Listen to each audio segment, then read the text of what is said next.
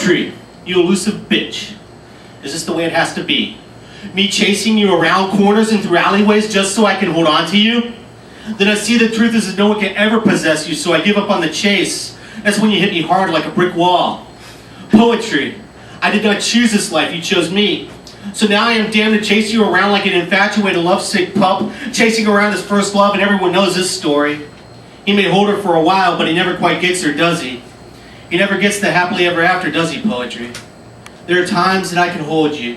I can feel you around me like a blanket, sometimes days, even weeks at a time.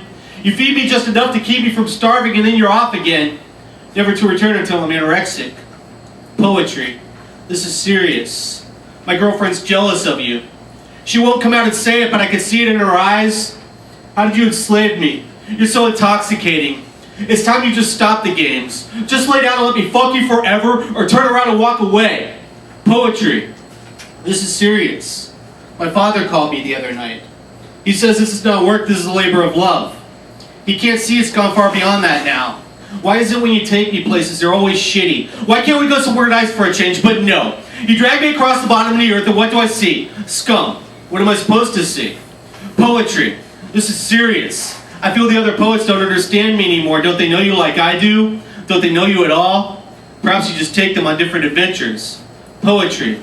You elusive bitch. We need to talk.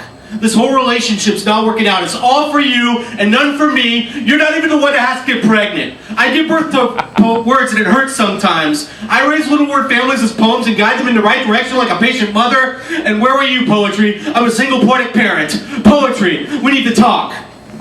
All right.